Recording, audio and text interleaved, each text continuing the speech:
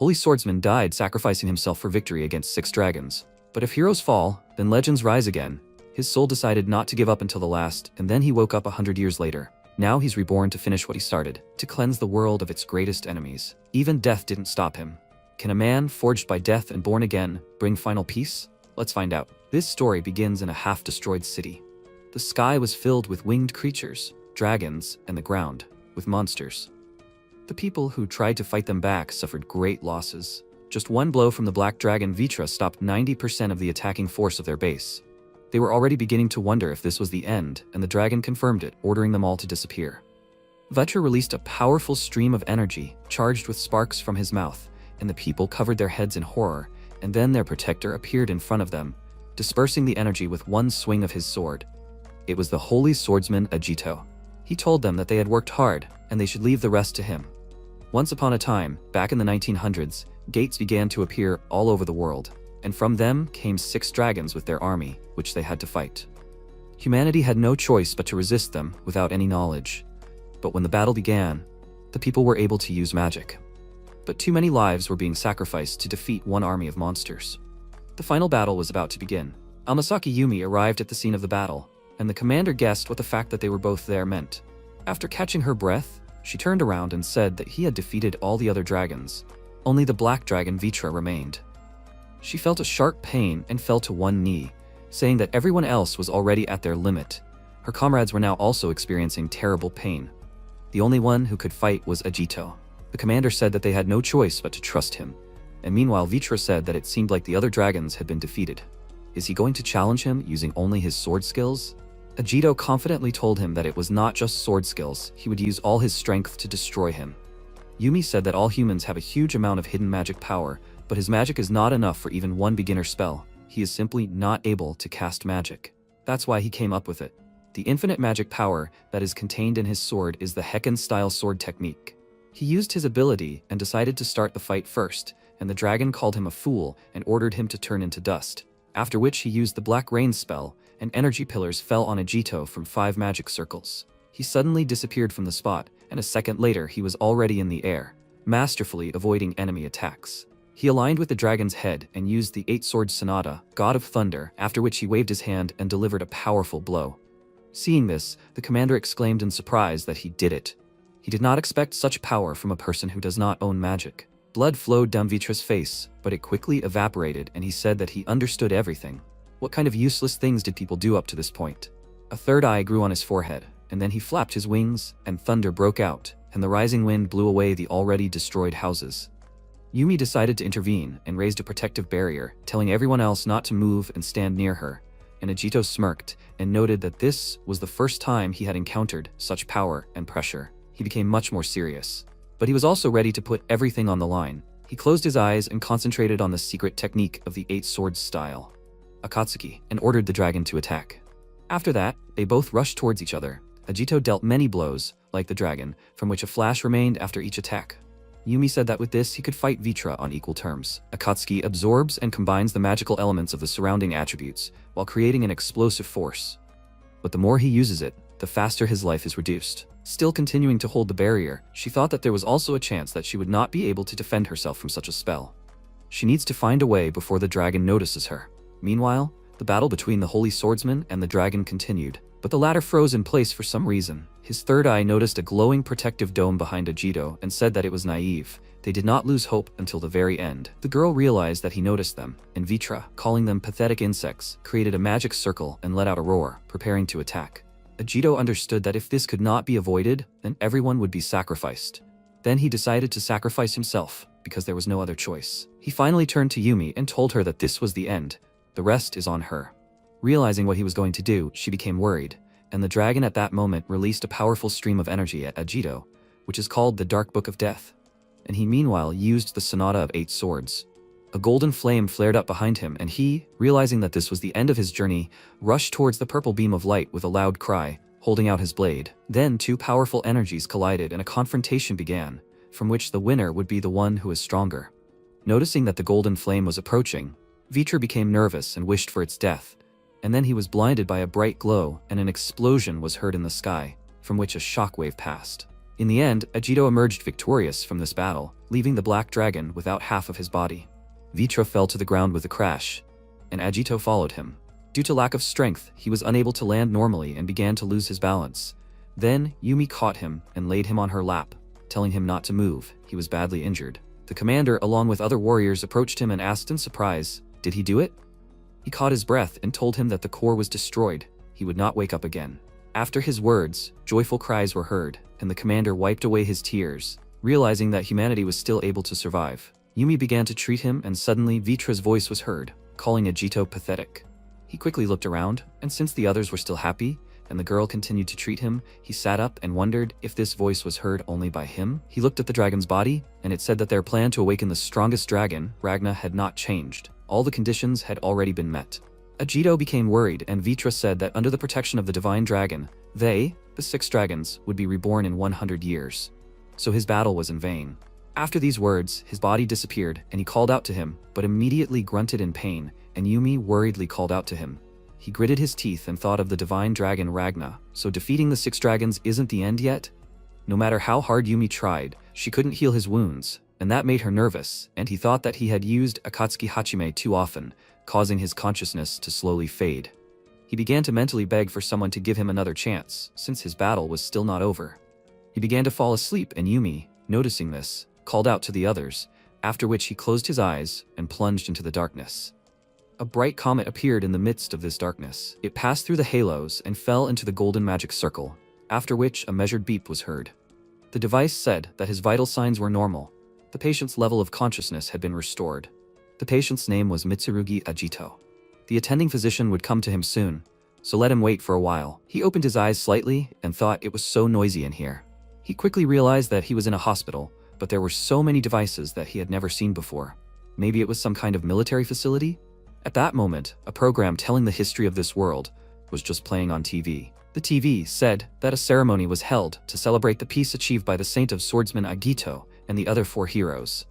They were going to celebrate their 100th anniversary this year. Agito opened his mouth wide in shock, and when he saw the information on TV that a special documentary about the war with the 6 dragons would be shown in honor of the 100th anniversary, he exclaimed in surprise, "Has it already been 100 years? He started looking around for someone who could explain this whole situation to him, and then his gaze fell on the mirror, and he saw a completely different person in the reflection and wondered, maybe he had reincarnated? What was going on? The TV showed emergency news.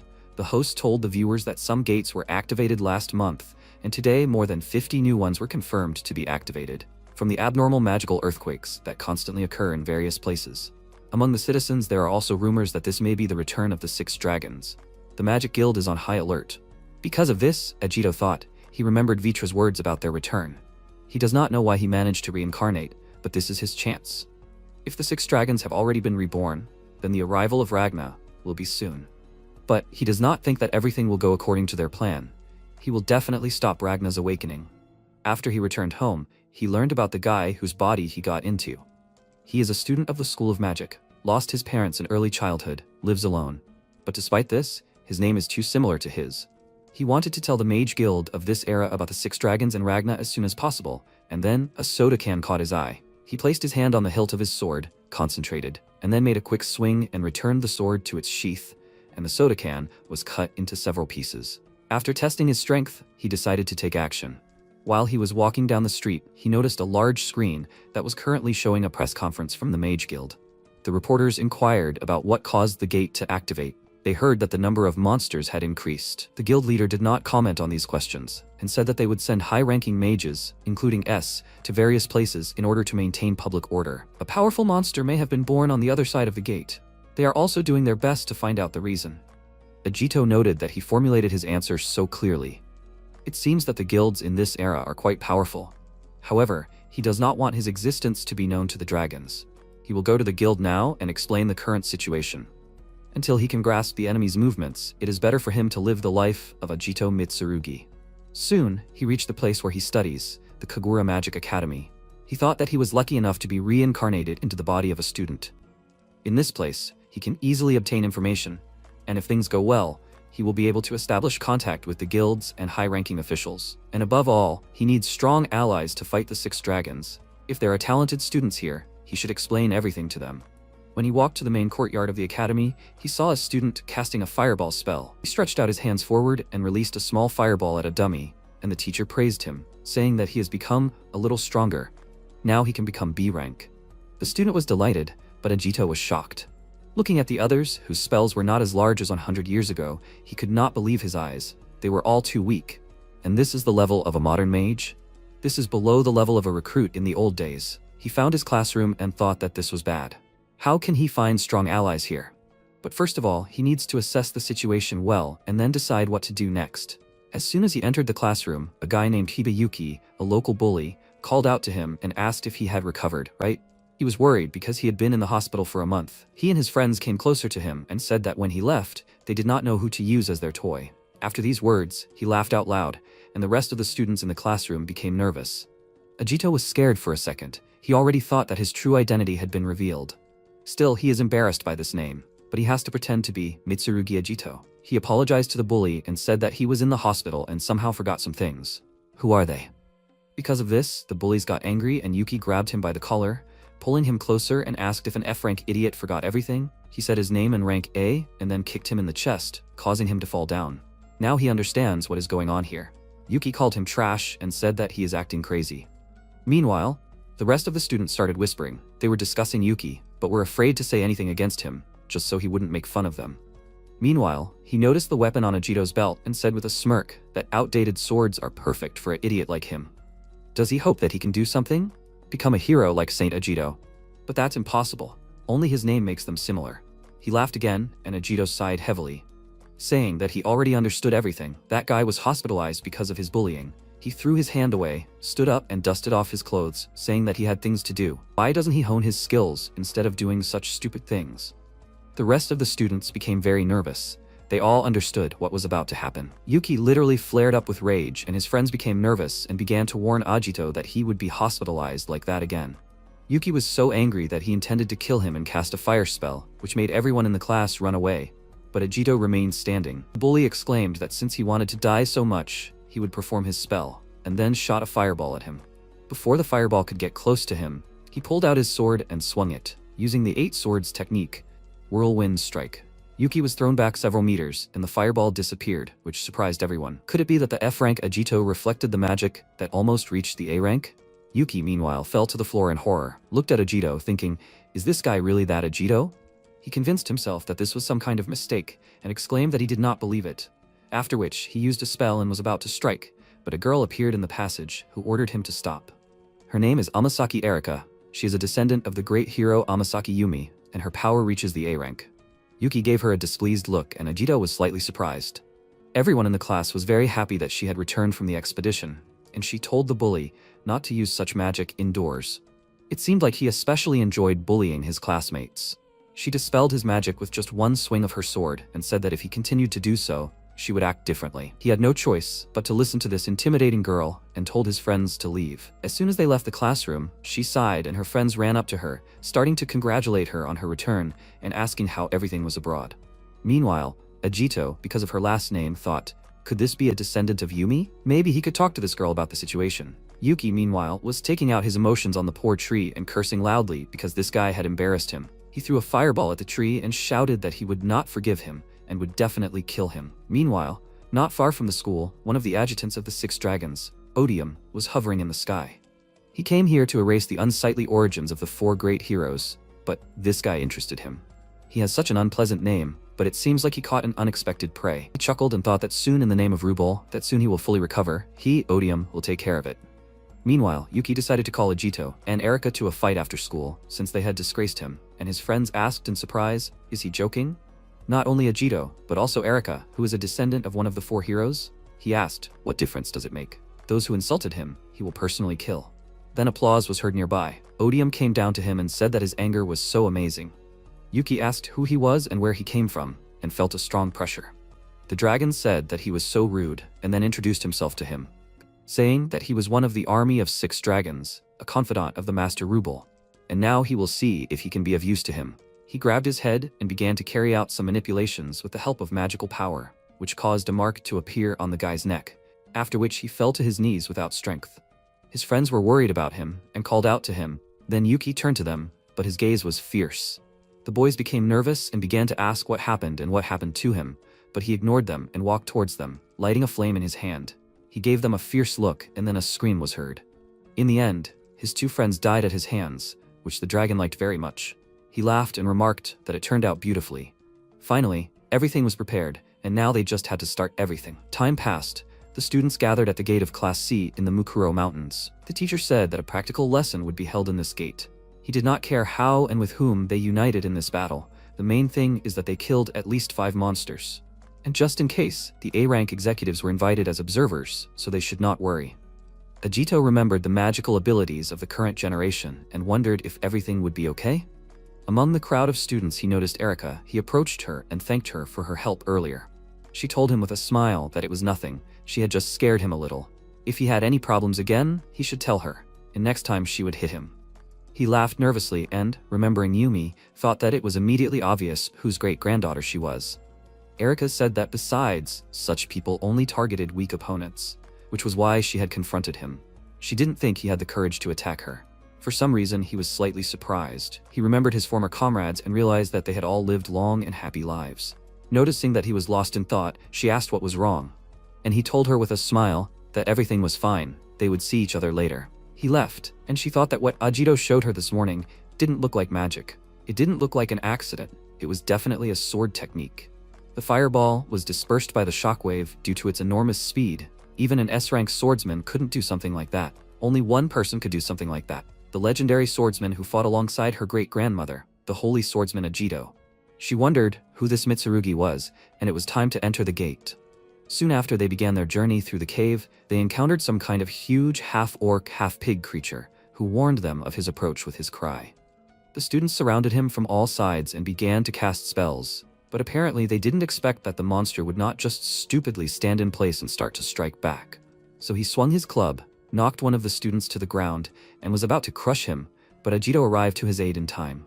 He dealt with him with just one swing of his sword and turned to the guy asking, "Is he okay?" He began to teach him that distance was the key to fighting orcs, while the others were surprised that he was so fast.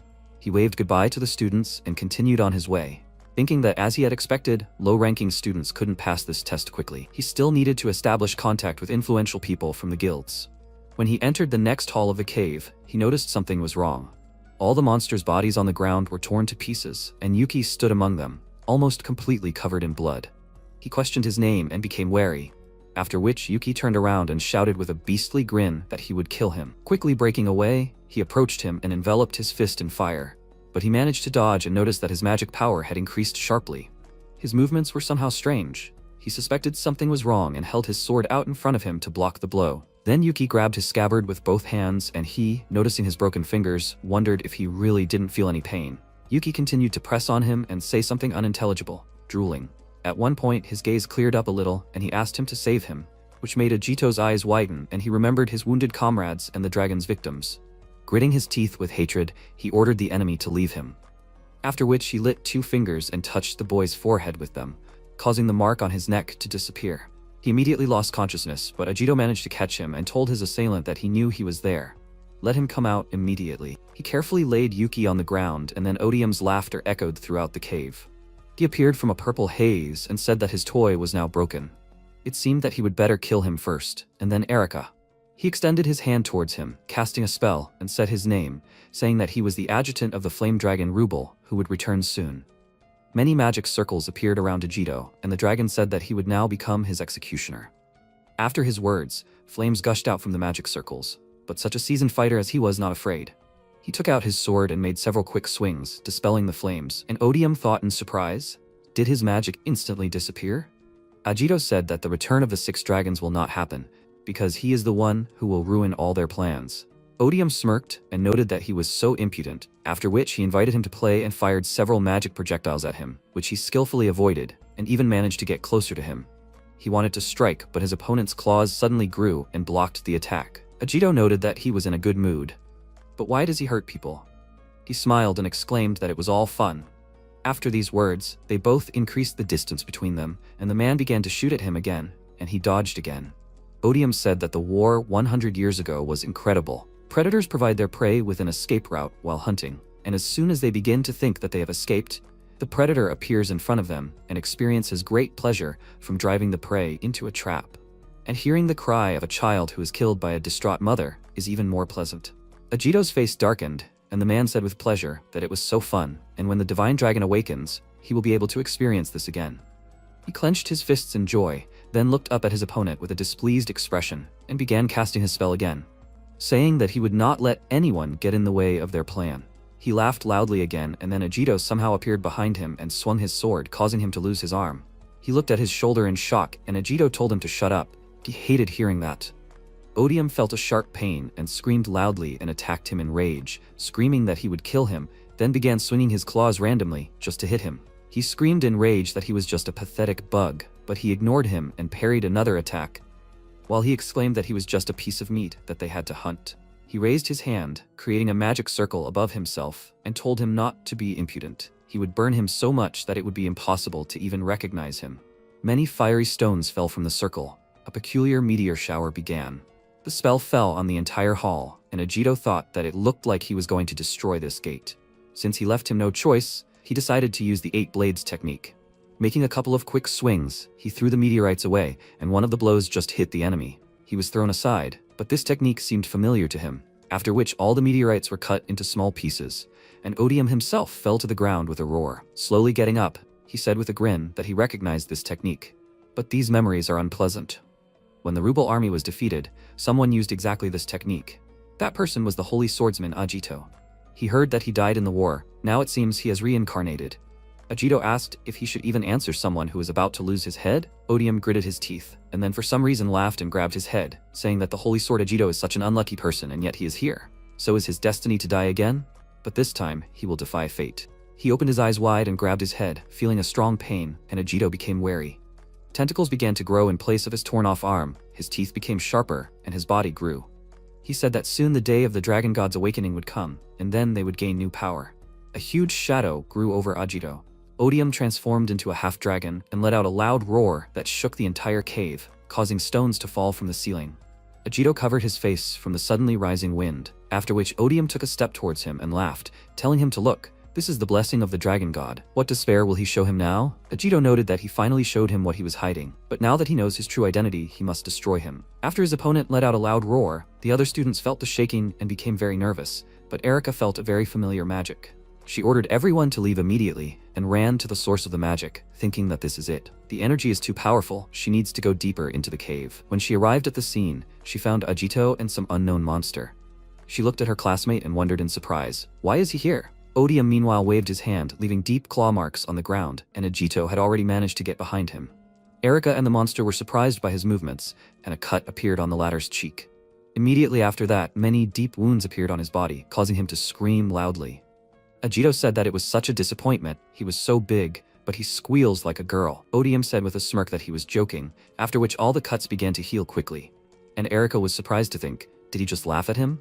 Ajito sighed in annoyance, and his opponent reminded him that he has the blessing of the Dragon God, and tricks like sword techniques will not work on him. After saying this, he began to shoot magic projectiles at Ajito, but of course, none of them hit him. And Erika meanwhile realized that this monster is too strong. It definitely has S-rank strength. Odium crossed his arms and then disappeared from the spot, and suddenly appeared in front of Ajito, who immediately put out his sword to block. He looked at it and thought that the blessing of the Dragon God was too much for the adjutant class.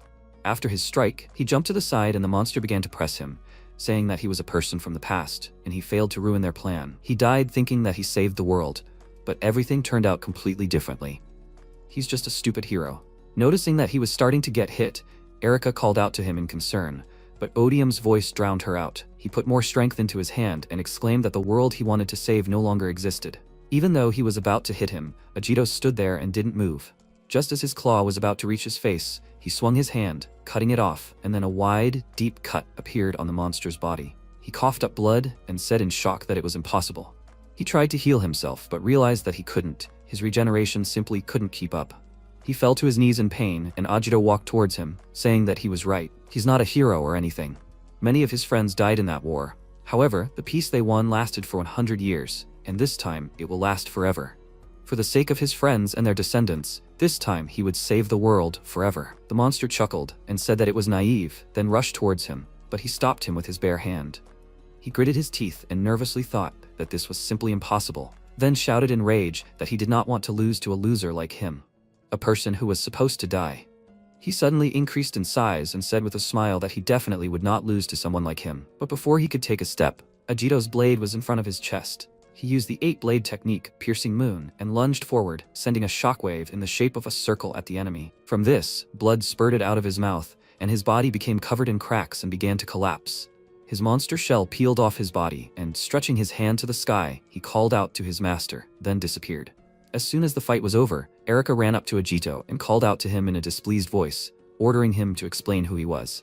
At the same time, in the Chubu region of Japan, somewhere in the A-rank gate called the Depths of Hell, there was a girl named Toma Reina with the nickname Permafrost and the strength of the S-rank. She was sitting on the frozen corpse of a dragon and talking to someone. She said that she would inform the guildmaster that the lieutenant of the army of one of the 6 dragons was allegedly killed. Her interlocutor asked, "So the resurrection of the 6 dragons will happen?" Their prediction was correct. If it is not S-rank, then there is a re-invasion. She sighed and asked, now she needs to find out the location of the 6 dragons? She also wants to ask for more helpers. Now she doesn't have any days off at all. He told her not to worry, he has already found a candidate. His name is Mitsurugi Ajito. He was the one who killed Rubel's adjutant, who calls himself Odium. She looked at his information and asked incredulously, did he kill him? She looked up at her fellow S-rank named Riku Udo, Perun, and he said that it was impossible. He didn't have any magical power, but he wielded a sword, so he dealt with him by himself. There must be some kind of mistake. Their boss said that any of them could check it out, whether his powers were real or not. Let them see for themselves if he was really that strong, then he would allow them to invite him to Seraphim. Riku took a deep breath and said that he would do it, and Rina would handle the report. She displeasedly told him to admit that he just didn't want to write it, but he didn't give an answer, as he noticed many small dragons in the sky and said that the cleanup was not finished yet. Reaching his hand up, he used his thunder magic, and several electric poles shot into the sky, frying the dragons, and he said that he can't wait to see how cool this Mitsurugi is. Some time passed after they returned to school. Ajito told Erika everything. After learning the truth, she exclaimed in surprise. In other words, he is the holy swordsman Ajito, and the 6 dragons are preparing to awaken the dragon god? He confirmed it, and she grabbed her head, saying that this is just crazy. She thought it was a bad prank, but his sword skill is at the level of an S-rank mage, and she has no other explanation for this, unless he is the holy swordsman Ajito himself. She sighed heavily and said that she believes him, but on one condition. She also participates in the battle with the 6 dragons. She, like him, also wants to protect this world, and she is definitely not going to stand aside. Because of her behavior, he remembered Yumi. She was also so determined and confident. He smiled and noted that she was definitely her descendant, and thought that she had inherited this magic from her as well. She didn't hear what he said and asked what his plan was. He told her that he was thinking of gathering more allies since the 2 of them definitely couldn't handle it. They needed to find the same ones as before, like the 4 great heroes. Erika touched her chin thoughtfully and said that it meant that they needed mages like her great-grandmother. Seraphim came to mind. Maybe they could help them. It was an organization that researched gate anomalies, and it included S-rank people. He knew that she had gone abroad.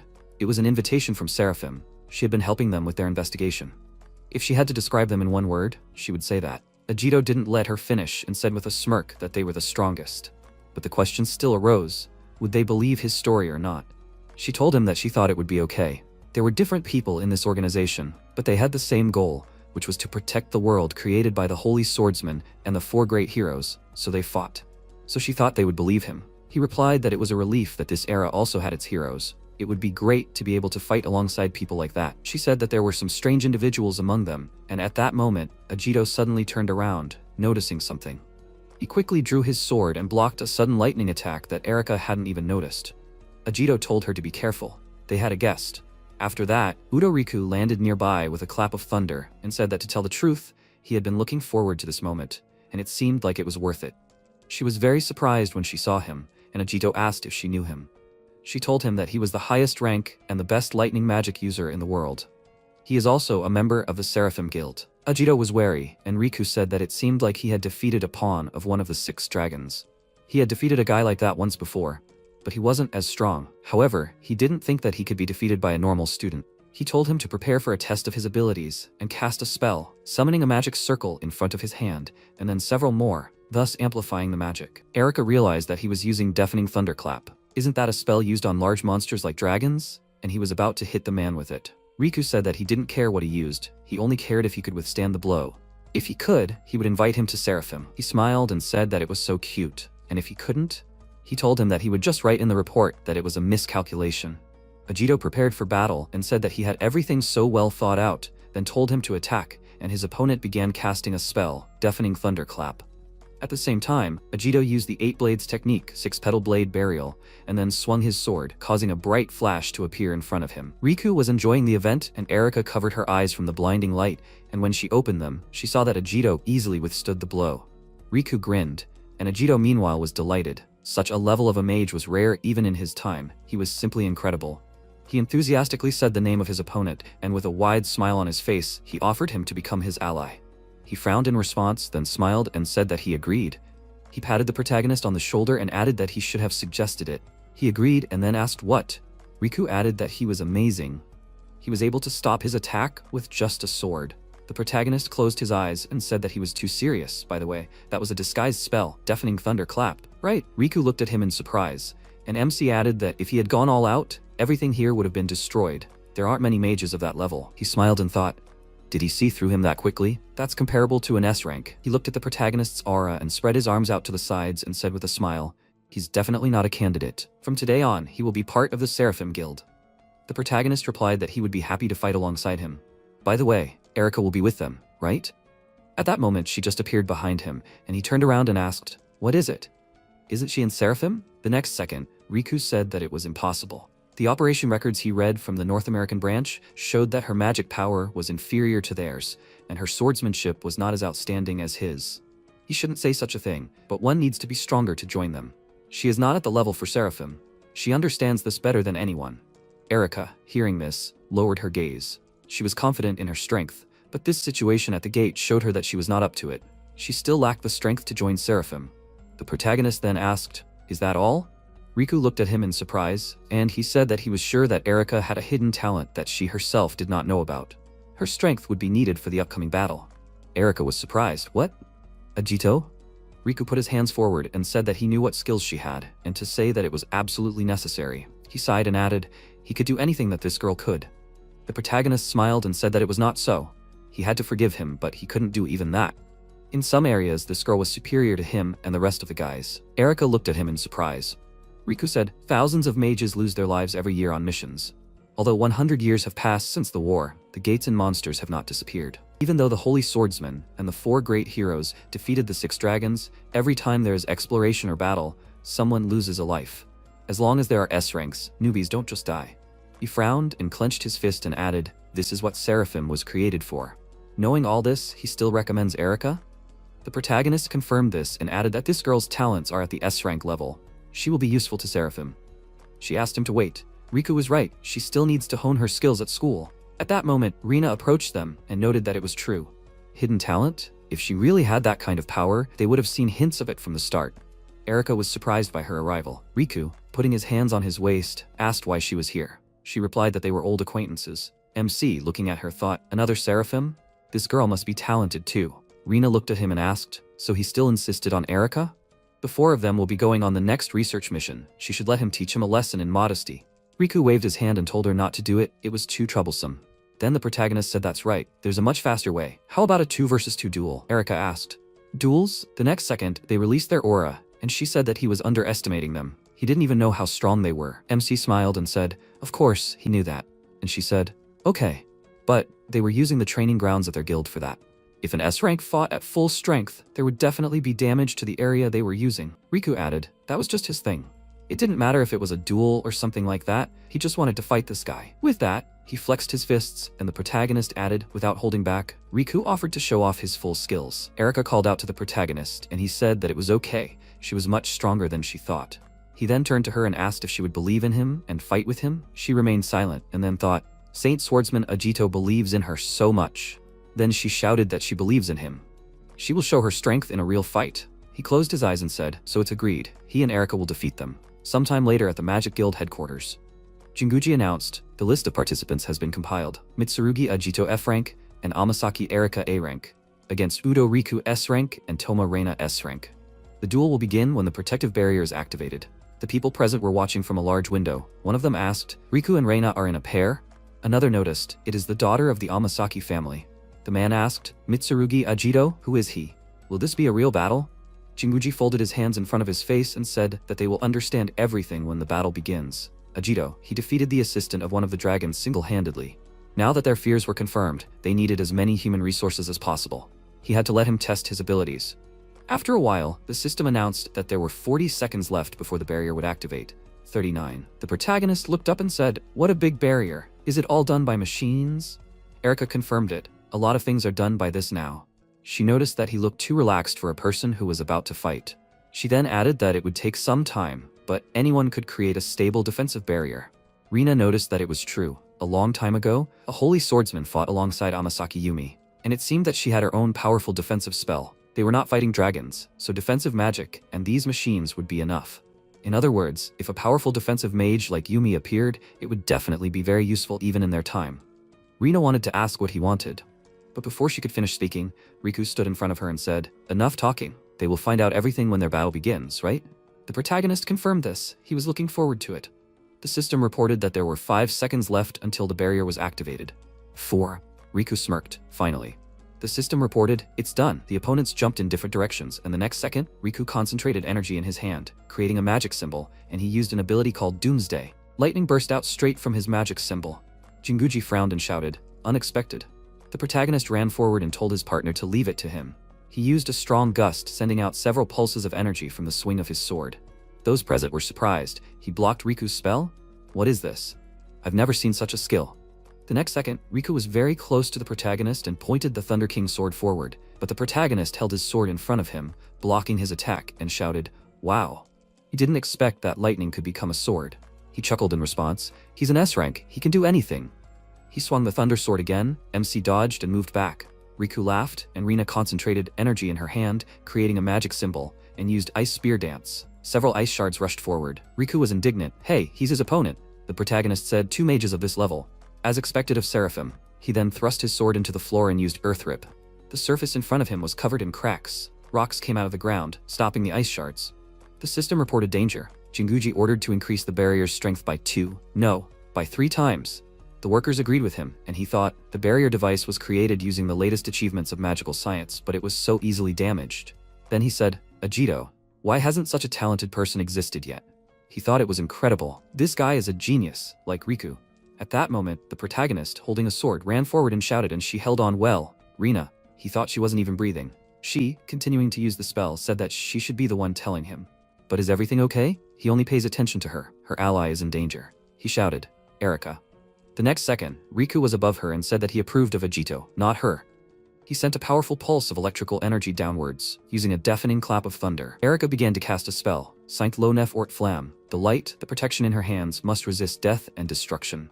Jinguji, watching this, was perplexed and shouted, "What? What kind of spell?"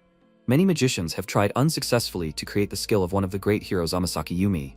The next second, she released a holy shield, blocking the enemy's attack. They looked at her in confusion. Rina said, "Holy shield." Her partner added, "She stopped it." MC asked, "Didn't he talk about her hidden talent?" Now it's their turn to attack. A few hours earlier, Erica sat at the table opposite the protagonist and thought, "So this is a boys' room. This is her first time entering one. Is it normal for her to be here right before a duel?" Ajito has been silent for a long time. He said that he wants to talk about her talent, but could it be something else? She blushed in embarrassment and then frowned, thinking that she should pull herself together. As a member of the Amasaki family, she can't let herself be confused by something like this. Then he called her and said that he will get straight to the point. She inherited her great-grandmother's power. She was surprised. "What?" He replied that he was talking about her talent. And what did she think? She replied, "Oh no." He added that her talent was defensive magic. Her great-grandmother, Amasaki Yuka, one of the 4 great heroes, had the same power as her. She looked at her hands and asked, "So she can do the same as her great-grandmother?" He added that her talent has not yet awakened.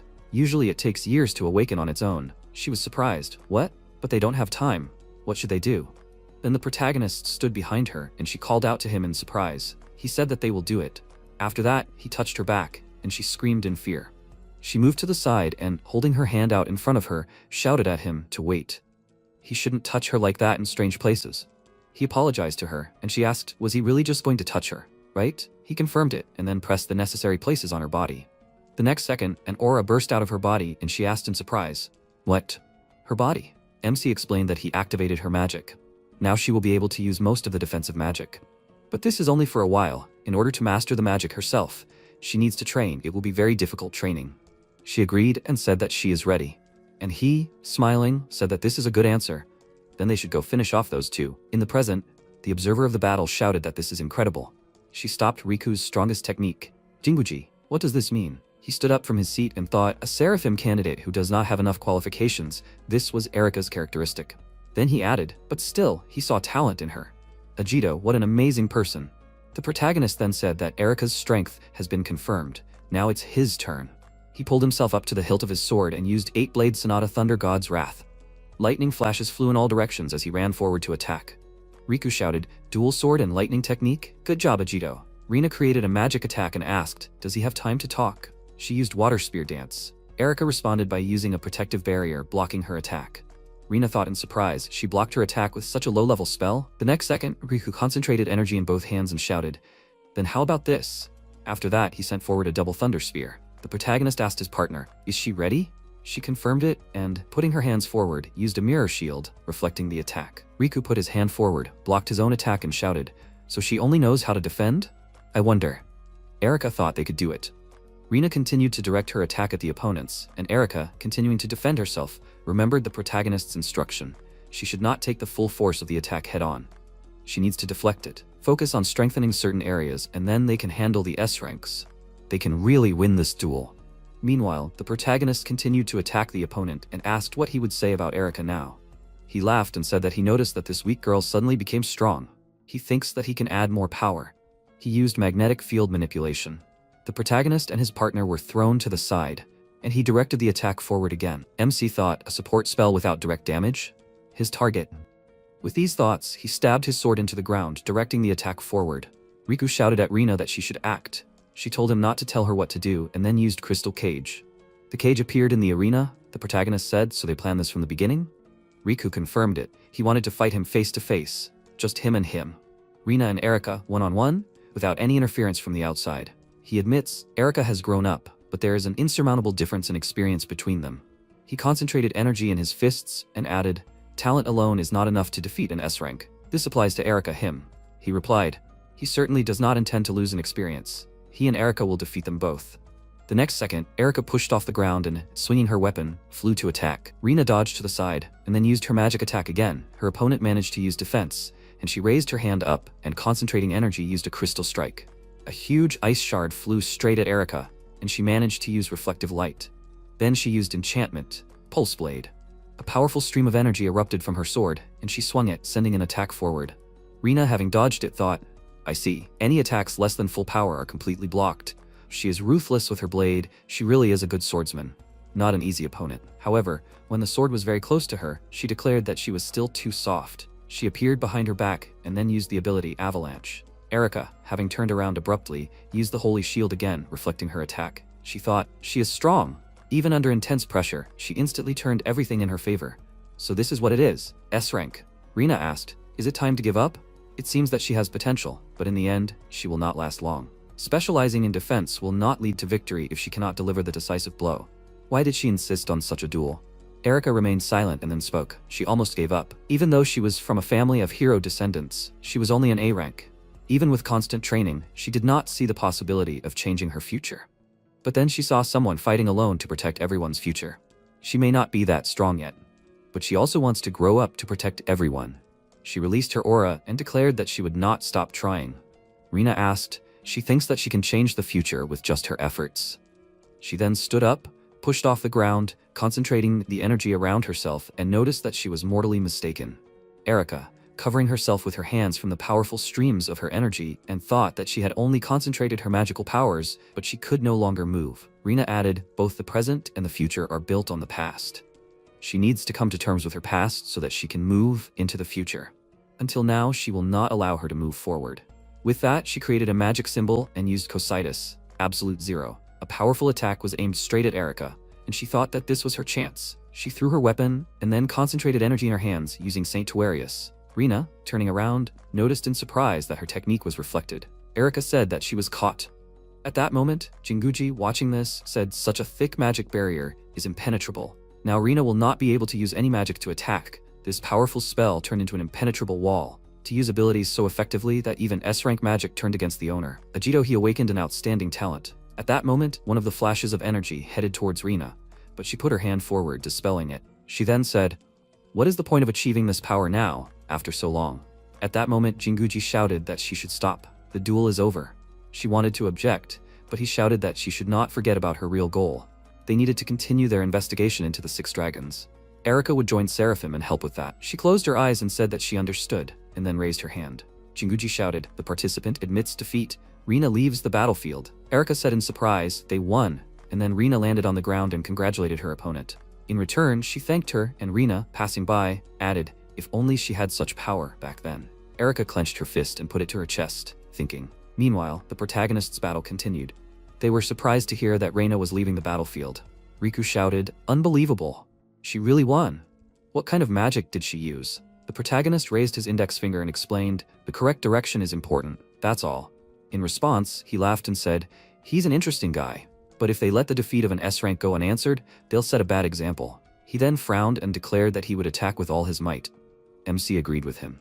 The next second, Jinguji shouted, "This is bad. Riku, he has to stop. Is he planning to destroy the guild headquarters? They've had enough of Ajito's power." The protagonist asked, "Did he hear what they were saying?" His opponent laughed and shouted, "What nonsense." Jinguji continued to call out to him, but Riku concentrated energy around himself and clenched his fists, saying, "This is his full power. Now he has to show him his full power." Without holding back, a huge magic symbol appeared behind him, and then he moved his hands forward, creating a magic symbol, and used Divine Thunder. A powerful beam of energy shot forward, and the protagonist thought that this was amazing. He didn't even expect this. Fighting half-heartedly, "This can't be blocked. I'll have to use this." The secret technique of the 8 swords style. With a smirk, he confidently grabbed the hilt of his sword, and at that moment Jinguji shouted, "The protective barrier was destroyed by 70%. The equipment was damaged. It is impossible to continue observing. What an idiot." A powerful thunder beam fell on the protagonist, and Riku thought, "What's the matter, Ajito? Is this all he can do?" Then he asked, "Is that it?" Then he was surprised to see the protagonist in the center of the beam, and he used the secret technique of the 8 sword style, Shining Eightfold Return. A huge magic symbol appeared behind him. Its aura began to destroy the enemy's attack. Riku, perplexed, shouted, "It destroyed his Divine Thunder." Jinguji thought that this was impossible. Riku's Divine Thunder can even hurt a dragon. The protagonist then took a stance and offered to begin. After that, he released a powerful charge of energy and appeared behind his opponent. He looked at him in confusion, and the next second, a cut opened on his chest. He cried out in pain, and the protagonist apologized to him, adding that he couldn't hold back while fighting against him. With these words, he put his sword back in its sheath. Riku began to fall down and asked, was that some kind of compliment? Next time, he would win. Jinguji said that they confirmed that Riku was unable to continue the fight. The winner was Ajito. He said that it was incredible. An F-rank defeated an S-rank. MC, looking at his hand, thought, the power of the Shining Eightfold Return has increased. Perhaps now he can use this technique. After some time, they found themselves in Jinguji's office. Riku shouted at Reina, who was treating him to be gentle, and she said that he himself stubbornly wanted to leave the hospital room. Now he should endure it. If not, she will put him to sleep with cold. After that, Jinguji put his hand on the table and said, and so, they demonstrated extraordinary strength. Ajito, Erika, from today on, they are both accepted into the ranks of Seraphim.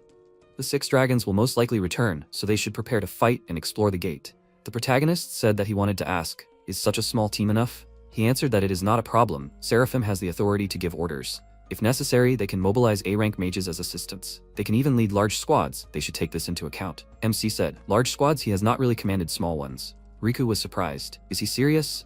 Command is a key skill for modern mages. Rina pointed out that he should have learned this in tactics class. He replied, anything can happen. Then he thought, 100 years ago, he dumped all this kind of work on Yuka. Maybe now is the time to admit who he is. After that, Jinguji continued, they will discuss all the details tomorrow, but for now they should rest. The protagonist asked him to wait. He would like to say something about himself. At that moment, a worker shouted, Chief, urgent report. He asked, what's the matter? He replied, the S-rank mage Sakagami Misaki's unit that was sent to investigate the gate in Shinjuku was destroyed by an unknown dragon. The people present were confused, and he shouted, Misaki is S-rank, and she led a squad of A-rank mages. Really? They came.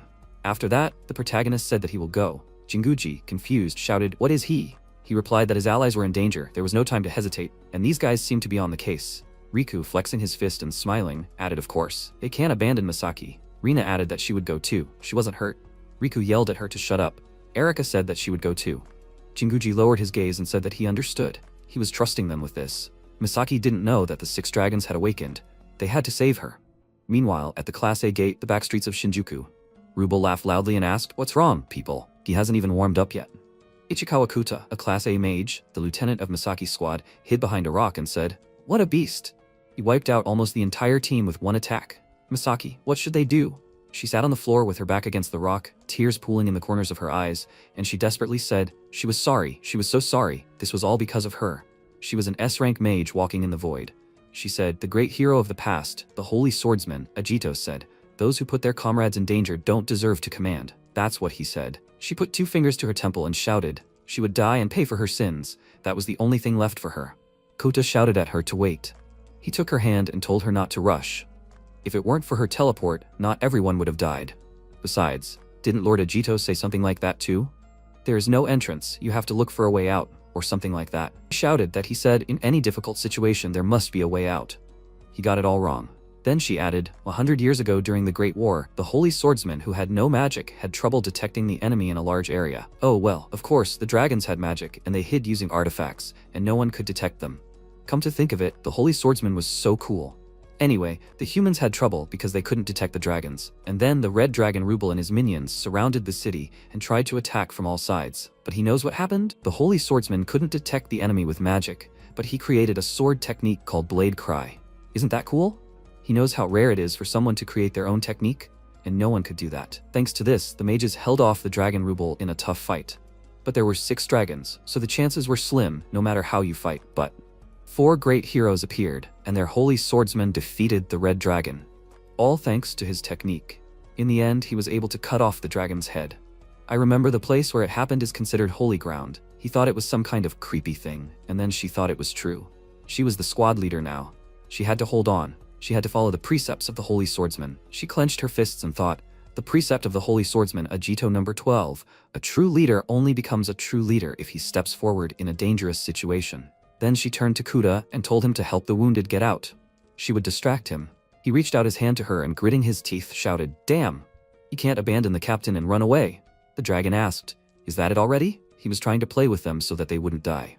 The next second, he created a magic symbol in his mouth. At that moment, Misaki jumped out from behind the stone. She used the dimension sword, but as soon as her sword collided with the dragon's skin, it fell apart into several pieces. She shouted in confusion, "What?" Rubel, noticing her, said, "So she is their leader. It is quite brave to go out to fight alone, but she still lacks fighting spirit. That is how to attack." With that, he once again created a magic symbol in his mouth and used Chaos Explosion. The fire attack went forward, but the squad captain was already behind him and shouted, "Is this all he can do? Huge, but otherwise nothing special." He flew after her and grinning shouted, "Such an obvious provocation, but okay." He released fire. Misaki, flying forward, looked down and thought that there were more casualties than she thought. It will not be easy to evacuate them, and running here, she puts them in danger. And her mana is quickly running out, so it's all or nothing. She must try. Then she stopped, and the dragon asked, was she tired of playing with the bait? Well, she should try to entertain him better than these small bugs. She sighed, and then said, Saint Swordsman Ajito's Testament number 3. If they want to create their own special technique, they must not be lazy and must hone it to the limit. She created a magic symbol in her hands and used Abyss Gate.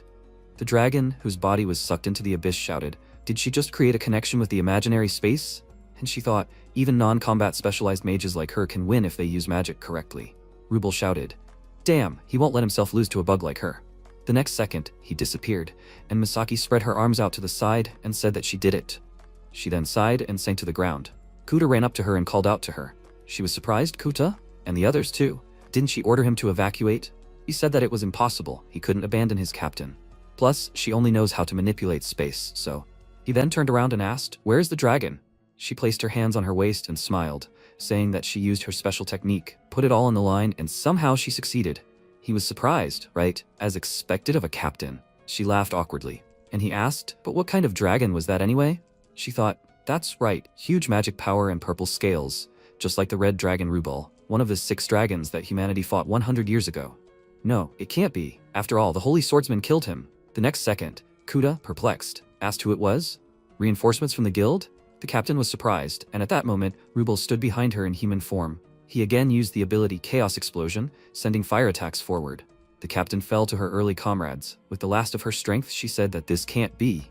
The dragon said, "Damn Vitra, only because he needed information. He made him, Rubel, pretend that he lost." Misaki tried to get to her feet with trembling hands and shouted that she knew it. He was surprised she knew him, but great, she didn't have to explain. After that, he stepped on her back and told her to answer him one question. "Where is the holy swordsman Ajito?"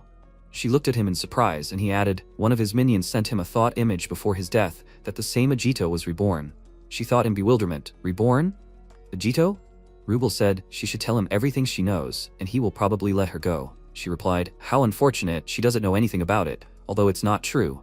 Even if she knew, she wouldn't tell him." He stepped on her head and smirked. She should stop acting tough, sprawled on the ground. Small bugs should listen. She said, "The testament of the holy swordsman Ajito number 171. When the world is engulfed in darkness, he will come and defeat it.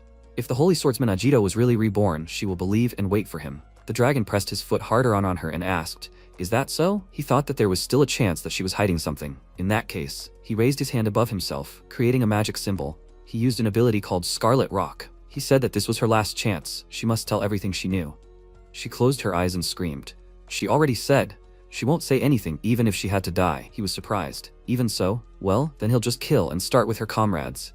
After that, he pointed the rock at the injured squad members, and the captain shouted, "Kuta, guys?" The dragon asked what she will do now. She turned to him and was about to use the ability, but Rubel, with a wave of his fingers, destroyed her attack and shouted that it won't work. Time is up. Looks like her beloved swordsman Saint didn't come to save her, right? She sighed and then stretched out her hand, thinking, "Lord Saint Swordsman, if he really was reborn, please let him come and deal with him."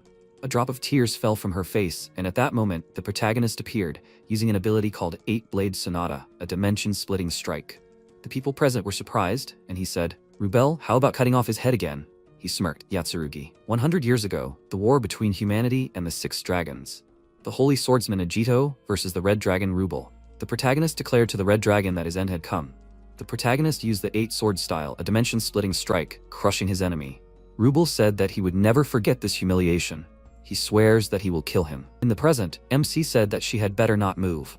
Then Ajito used the eight-sword style, the six-star strike. There was a deafening explosion, and Misaki thought, clutching her head with her hands, was that really an attack with 6 elements at once? This is the unique finishing technique of the Holy Swordsman, the six-star strike. She can't believe it. Could this man really be the legendary Holy Swordsman Ajito?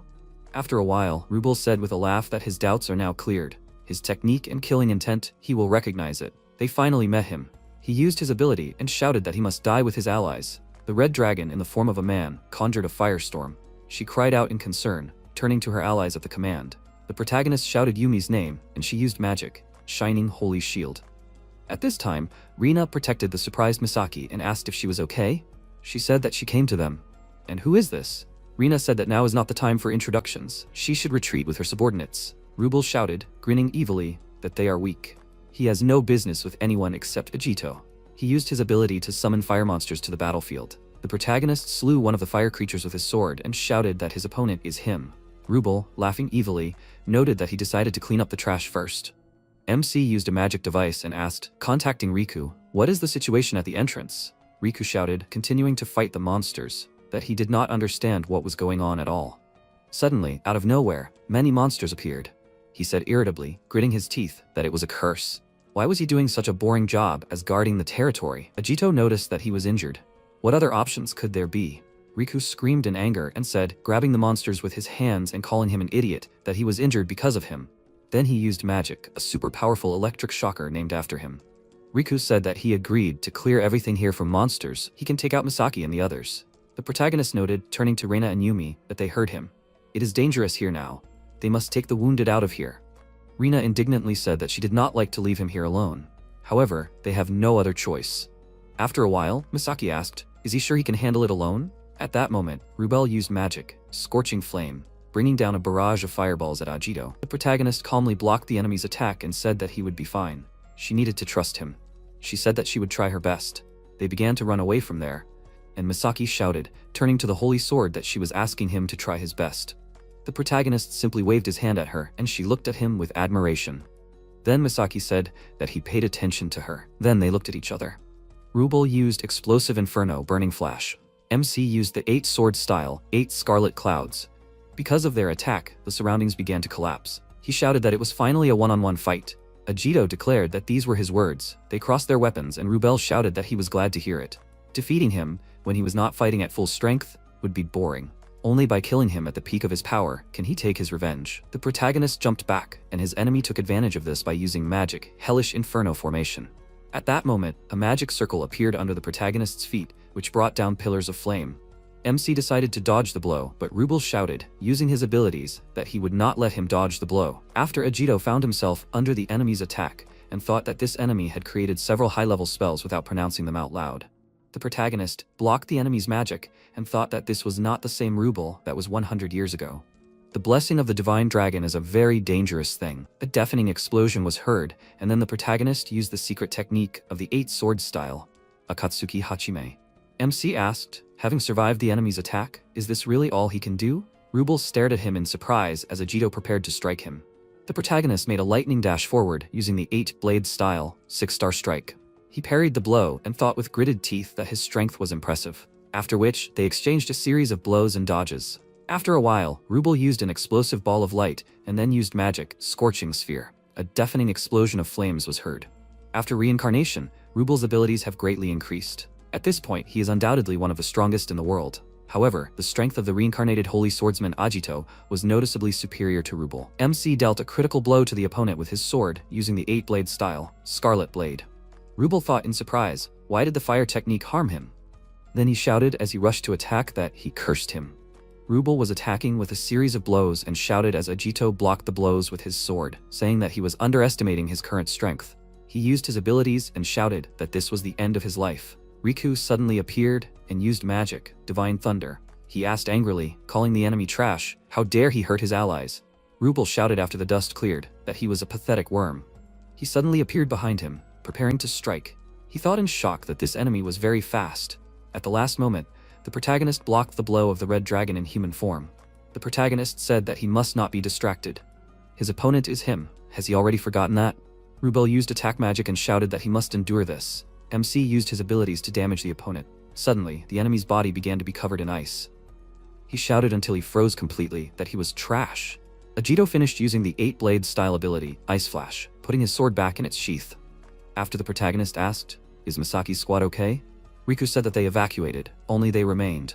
More precisely, he is here alone having fun. He thanked him for his help. However, is this guy really one of the 6 dragons? The protagonist noted that he really does look like a human. However, there can be no doubt, he really is a dragon. More precisely, this is the red dragon, Rubel, who was defeated in the Great War 100 years ago. He noted that it seems that this is the dragon that was destroyed by the holy swordsman, Ajito. MC said that this is exactly it. Apparently, Rubel received a human form after reincarnation. Riku thoughtfully said that this is amazing. However, this dragon, it seems, called him a holy sword, and he surprisingly knows the history of the war and everything related to the 6 dragons well. Ajito's expression changed and hesitantly said that it would take a long time to explain. By the way, how are his wounds? He shouted that that was not the issue now. The protagonist asked, did he notice that the weather was wonderful right now, right? Riku shouted in irritation, grabbing his neck with his hands, that they were now inside the gate. He should stop trying to change the subject. The protagonist shouted that he should stop too already. He shouted, is he hiding something? He must tell about it right now. The MC said that he should be careful and not overexert himself because he was injured. Riku shouted in anger, and who injured him? Will he remind him? Although it happened during a duel, it does not cancel his guilt. Ajito thought that he was having difficulty breathing. Maybe he should tell him about himself? Suddenly, Rubel said, breaking free from captivity, that he now understands. He has reached the limit of his strength. With his current level, he won't be able to defeat him. Riku noted that the battle is not over yet. Ajito said that he was right, they can't relax. The enemy still has strength to fight. He said that 100 years ago, he learned that humans are useless, inferior creatures. Rubel used his powers and said that, however, there is an exception, and that is magic manipulation. They are superior to dragons in this. The protagonist asked what was going on. Riku noted with a smile that it was amazing. He transformed and said with a smirk that his demonic form was born from the enormous magical power of a dragon, combined with a human's ability to manipulate magic. The protagonist looked at his enemy with tension and thought that the enemy's strength surpassed even the black dragon Vitra, whom he fought 100 years ago. After a while, Rubel asked, perhaps he wanted to know why he did not immediately assume this form? Then he used his powers, and a deafening explosion was heard. Rubel said the reason for this was simple. If he destroyed him with one blow, it would be too boring. The protagonist noted that it was time for them to begin. MC deftly dodged the enemy's blow and thought that he had become faster. Rubel struck at him and shouted, "What's wrong? Is this all he can do?" Ajito blocked the blow with his sword and stated using his ability that he has a rather interesting demonic form. He shouted while smirking, "Does he still think he is the strongest?" Riku shouted, calling him a lizard and using his lightning magic that he should not ignore him. Rubel dodged the ultimate lightning strike and remarked while rushing at him that weak people should not interfere in this battle. He gritted his teeth and grabbed him with his hand. Afterwards, he thought that his wound had opened. However, it does not matter. He is a seraphim. Ruki remembered the past where he was asked what kind of special group.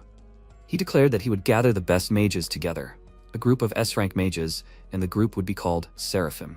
Although it had been 100 years since the war, the gates and monsters had not gone away. Even after the Holy Swordsman and the 4 heroes had dealt with 6 dragons, people were still dying. He was tired of this, so he created something that everyone could rely on, the strongest group. At this time, Riku declared that a few wounds would not stop him. He used magic, an ultra-powerful discharge of his own. Riku shouted, "How could he do this?" The protagonist tried to warn him. Rubel rushed at him and dealt critical damage, and then threw him into the wall with a powerful blow. The protagonist asked if he was okay. He said with difficulty that he can still continue to fight.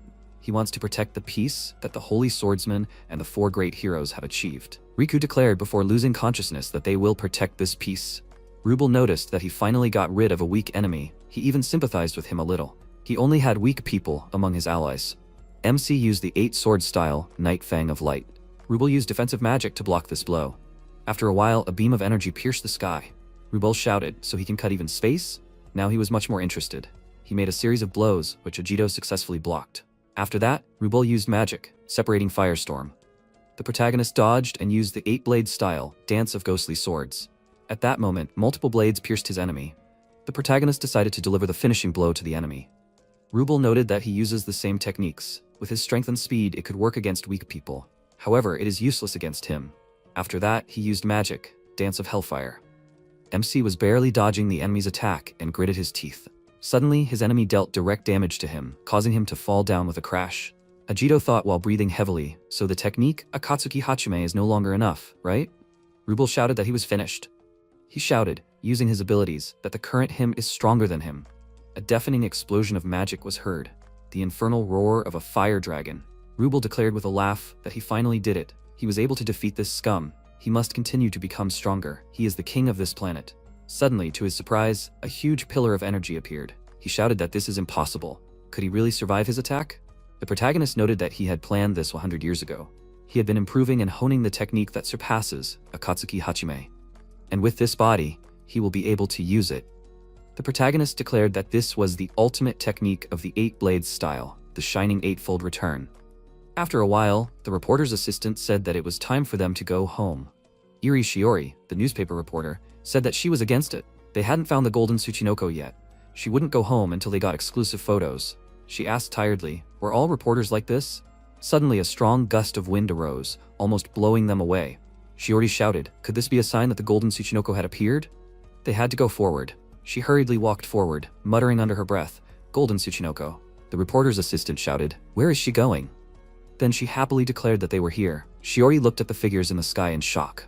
At this distance, it was hard to see anything, even with the camera zoomed in all the way, but she still managed to do it. She saw powerful magic that tore apart space itself, and the one who could shake the mighty enemy with one blow of his sword. The heroic figure of a silver-haired youth. At that moment, the protagonist decided to use the 8-click style, Shining Eightfold Return. Rubel asked if he really expected to win with an improved version of the same old technique. He used magic, Dance of Hellfire, rushing at him. The protagonist deftly dodged a series of blows. Rubel gritted his teeth in irritation, trying to reach him with his blow. He thought, why can't he hit him? This is simply impossible. He is on par with his demonic form. Although he even surpasses him. MC used the 8-blade style Whirlwind Strike, which multiplied the wind blades.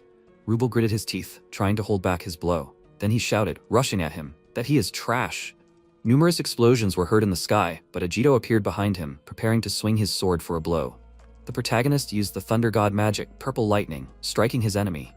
And then the protagonist used Lightning Flash to deal a critical blow to the opponent. MC decided to use magic, Divine Lightning, to deal the decisive blow. Rubel screamed in pain, falling from the sky to the ground with a roar. Ajito knew that his body had no magical power at all. The protagonist realized this during the battle with Riku. However, the less magic, the stronger the technique, Akatsuki Hachime. Therefore, his body, completely devoid of magic, has a hidden potential that he could not imagine before, and the proof of this can be seen right now.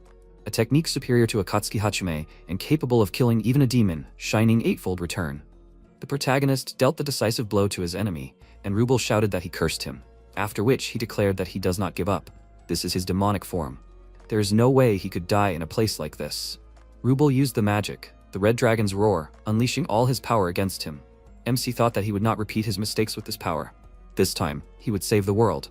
Ajito used his ability and declared that this was his end. Their magic power met, crushing space. Rubel shouted that he would not lose. He shouted before his strike that he cursed him. The protagonist sheathed his sword and said that he was saying goodbye to Rubel. As night fell on the bus, Shiori said with a grin that this was incredible. Today she saw something extraordinary. This will be a real exclusive. On the laptop monitor screen was Ajito's face, whose body was covered in a powerful aura. The day after the battle with the Red Dragon Rubel, at the headquarters of the Tokyo Magic Guild, Misaki reported that this was exactly how it happened. It was a report on the encounter with the Red Dragon Rubel. Jinguji noted that this meant that the enemy's main force had finally begun to act.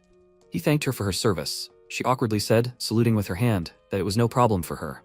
Riku pointed out that it was actually all thanks to Ajito. He didn't participate in the second half of the battle. He said to Ajito that he wanted to ask him something. Screens appeared in front of them, recording the battle with the red dragon in its demonic form. Yumi asked in surprise, "Was that Ajito on the news?" The protagonist noted that he felt a presence in the distance during the battle. However, that person had no intention of interfering, so he didn't pay attention to it. Rina said that the S-rank heroes of the Magic Guild are also used as poster figures. However, Ajito has become quite a topic of discussion. It doesn't seem like a big deal. Jinguji stated that he wanted to say it bluntly. His existence is disrupting the world order. His power surpasses that of the S-rank magicians, and he easily awakened Yumi's talent. They received reports that he might be related to the Red Dragon Rubel. Who is he? Riku thought that Jinguji was right. Ajito's sudden appearance and power were inexplicable. Rina thought that without magic, being on par with an S-rank is usually impossible. Misaki thought with her eyes closed that he was worried about the Holy Swordsman. The protagonist said that he could finally say it. He is the reincarnated Saint Swordsman Ajito. They looked at him dumbfounded. The protagonist said that during the war 100 years ago, he and the Black Dragon Vitra killed each other. He should have died. MC remembered his past and thought that he didn't know why he was reincarnated, but this was a wonderful opportunity for him. Jinguji shouted in shock. So he was saying that his soul was transported 100 years ago and was reborn in the present? Riku said through gritted teeth that he now understood where his power came from. Reina said that she now understood where he got that strange feeling from. Ajito said that he didn't know why he was reborn, but the strange events at the gate and the sudden increase in monsters. Most likely, it was because the 6 dragons were trying to revive Ragma. If they didn't do anything, they would be in for a disaster. So he asked them to lend him their power. Jinguji remarked that he thought his words could be trusted. The Holy Swordsman could count on them. Riku said, putting his arm around his shoulder, that they should become friends. Rina remarked that he might not expect special treatment from her, but she respected him. Yumi thought that she felt relieved, but she wanted to meet her long-dead relative. Misaki cried and shouted that he was real. He was the legendary Saint Swordsman Ajito. She had read all the documents and materials about the Saint Swordsman and never expected that she would be able to meet him in person. Plus, she got to know him so closely. Riku, mocking the girl, did not let her touch the Saint Swordsman. Misaki got angry and tried to use her spatial magic, but Rina used her magic and said that they needed to stop. The protagonist remarked that he would like to discuss everything now, but there was another matter. Do they have good swords? The protagonist took out his sword and said that he was afraid that his sword would not withstand the upcoming battle. Yumi was surprised and said that his sword was made from the latest GMA model. They use the strongest steel, right? GMA, Gunner's Magitech Arms, the largest factory for the production of swords, staves, armor, and various magical tools. Their developments use the latest achievements of science and magic. The headquarters are in the United States. MC asked in confusion, so this is the best sword of the times? She said that it is. Ajito said in disappointment that he lacks Dosetsu Suikane. They looked at him in shock. Misaki asked, apologizing to the Holy Sword, did he just mention Dosetsu? The protagonist pointed out that it was the name of a great swordsmith in his time. He was a good guy, just very stubborn. She indignantly shouted that she knew it. Dosetsu is a legendary swordsmith who is rumored to have forged a sword for the Holy Swordsman Ajito. His only goal was to create a sword that could cut through even a god. He was said to have a rude and unfriendly personality, and rarely made weapons for others. But the great swordsman saint was able to break through to Dosetsu's heart, and with his famous sword Masamune Ajito, he destroyed the water dragon Keirura in one blow. Seeing this, the blacksmith's character softened, and after the war, he began working for the guild. Riku asked, activating his lightning magic, if he should turn it off. Rina said that she would not mind. She said that, well, there is someone. It is the heir of the legendary blacksmith Dosetsu. Her name is Mikoto Suekane. She is the great-grandchild of Dosetsu, who received the title of master at 18 years old. All they need is to ask her to forge a sword for him. MC asked where they should look for her. Riku sighed heavily and said that she is in purgatory. Ajito asked what kind of place it is. He said that it is an extremely dangerous gate where high-quality magical ore can be found. Rumor has it that Mikoto lives in this gate to fulfill Dosetsu's dream and forge the greatest sword. The protagonist smiled and thought that she is very similar to her ancestor. Blacksmiths are probably all weird. The protagonist said he understood. Then he would soon be heading to that purgatory. Yumi asked if he would go there alone. The MC said they didn't know where the dragons would appear next. Rina said they needed to keep as many forces as possible on standby. Ajito thought he shouldn't forget about that place. Just before Rubel's attack, at the North American branch of the Magic Guild, Shin said that that was all for today. He was returning to Japan.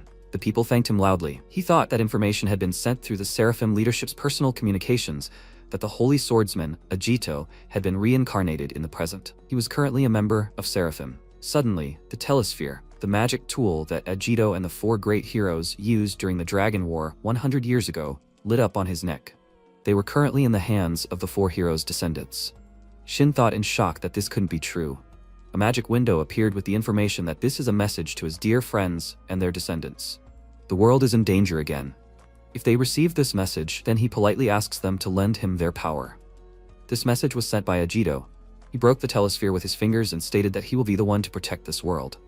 He is a descendant of one of the four great heroes. After some time, at the S-rank gate, Purgatory, on the 3rd underground level, the protagonist noted that it means that here is Mikoto with the profession of a blacksmith. Suddenly, Shin appeared on his way and asked, calling him by name, what is he doing here?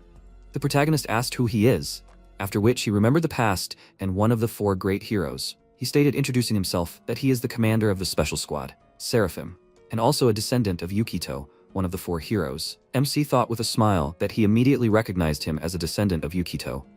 Shin noted that he did not expect to meet him in such a place. He was just going to take his weapon back from Mikoto. Ajito thought he had contacted everyone, but there was no response. He had almost lost hope that there were any descendants of the heroes left. The protagonist asked, does that mean he knows him? He said that he had contacted Jinguji. He had heard the story of Rubel. The protagonist remarked that he had also come to see Mikoto. Then MC extended his hand and said with a smile, calling him by name, that he was asking him to lend him his power. If they stick together, they can resolve this crisis. Shin's expression changed and then slapped his hand. He remarked that if he had the chance, he wanted to speak up. Shin irritably stated that he was not going to deal with him. Ajito asked in surprise, why was he saying that? Didn't he know that the 6 dragons had been reborn? If they fought each other, their defeat was inevitable.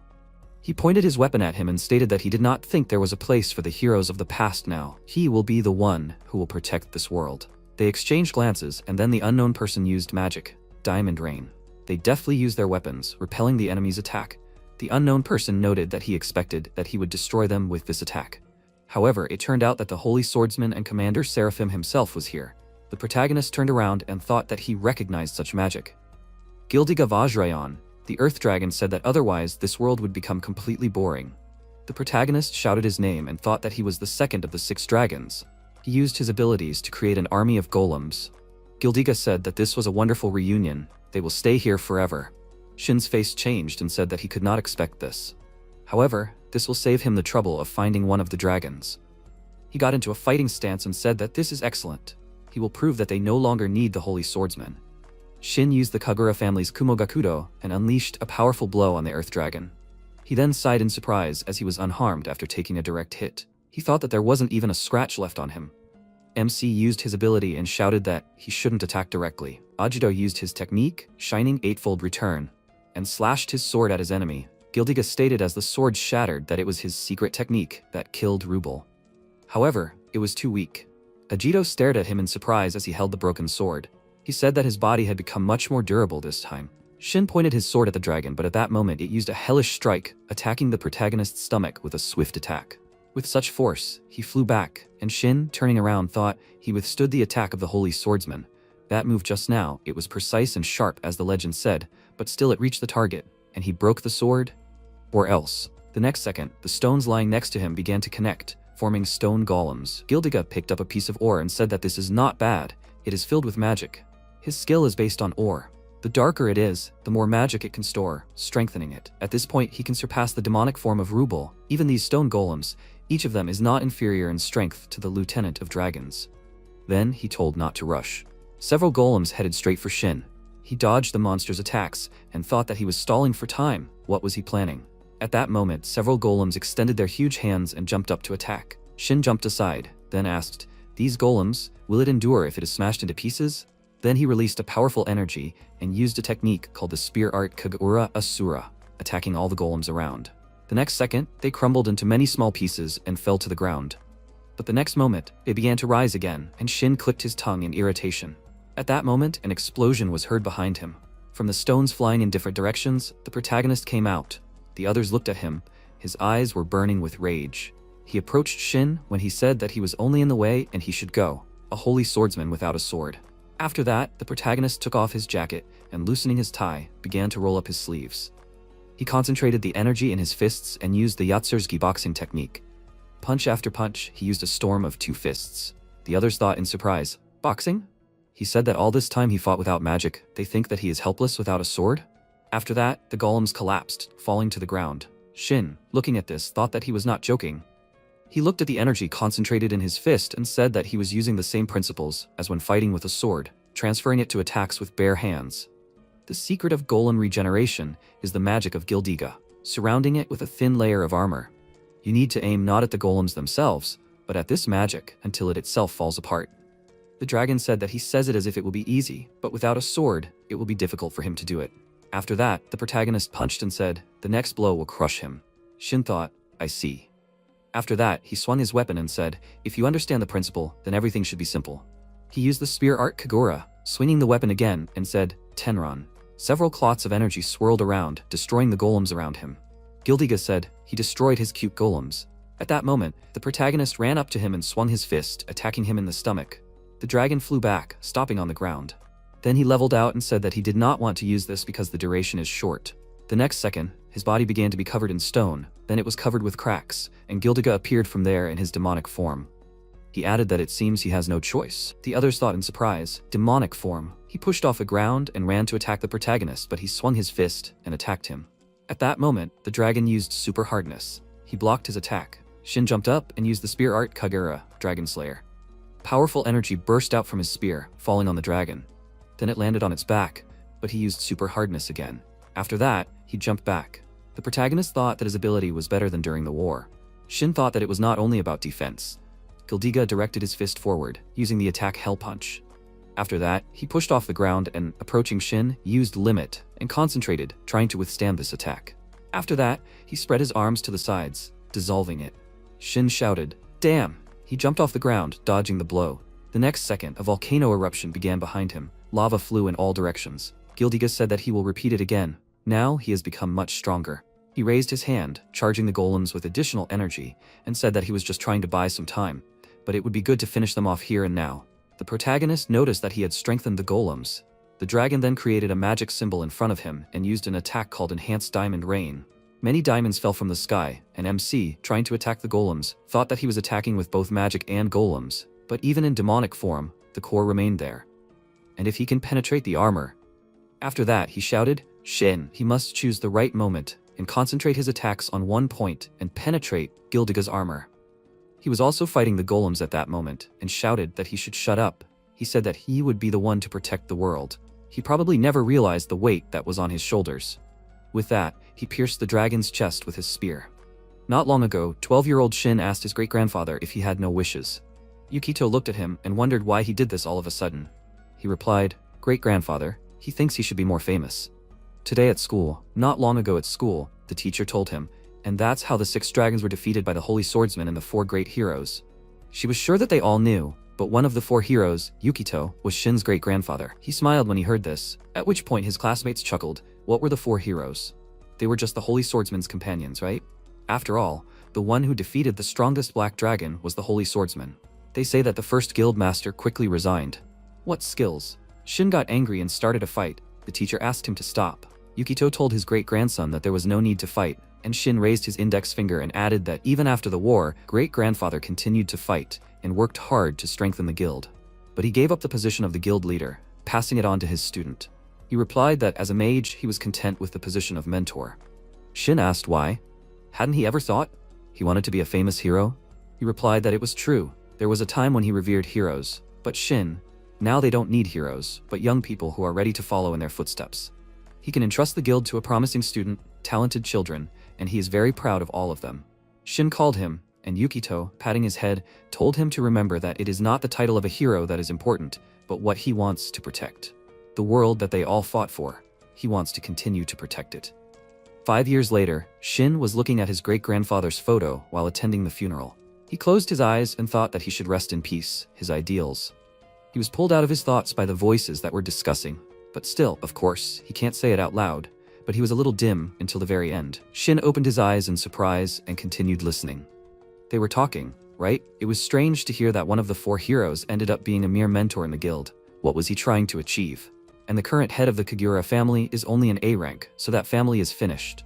But the gates and monsters still remain. Shin thought in annoyance. What did he say? The discussion continued. If only the Holy Swordsman was in charge of everything. The Holy Swordsman. All these heroes are nothing compared to the Holy Swordsman. If only the Holy Swordsman remained alive. He frowned and thought, why are they still chatting about that Holy Swordsman? If he was to be praised for sacrificing his life for the sake of peace, then those who fought alongside him and then maintained the peace they had achieved were no less worthy of admiration. And grandfather, this was him, his life. What was it all for? At that moment, his father came up to him from behind and said that this was the reality. Peace for them was something to be achieved, not something to be defended. And they also took it for granted. With his grandfather's death, the influence of the Kagura family had weakened even more, and his ideals would eventually be buried and forgotten. He then placed his hands on his son's shoulders and shouted that he must do it. He had no talent, but he could do it. He must become a hero who would surpass the swordsman saint. He must restore the glory of the Kagura family. In this way, he would preserve his great-grandfather's legacy. He lowered his head and said that he could leave it to him. He would definitely achieve it. In the present, he continued to attack the golems with his weapon. He thought, 4 years after that day, he desperately pressed forward. No matter what the task, he crushed even the strongest enemies, to revive the Kagura family, and to preserve the legacy of his great-grandfather. The one who will protect this world, he will be. At that moment, the protagonist called out to him and shouted, from above. Many golems were falling towards him from the sky. He clicked his tongue in irritation, and then sent several powerful attacks straight up, destroying the golems before they could hit the ground. Gildiga appeared from the rising dust, asking if he had fallen asleep in the middle of the fight. Apparently, he was feeling comfortable. Shin thought he had mixed up with his fighters. At that moment, the dragon's fist was approaching him, but the protagonist stopped it, stood in front of him, crossing his arms over his chest, blocking the dragon's attack. Gildiga grabbed his hand and he cried out in pain, then concentrated energy into his fist. He attacked the dragon in the chest with such force that it flew far back. The protagonist held his chest and breathed heavily.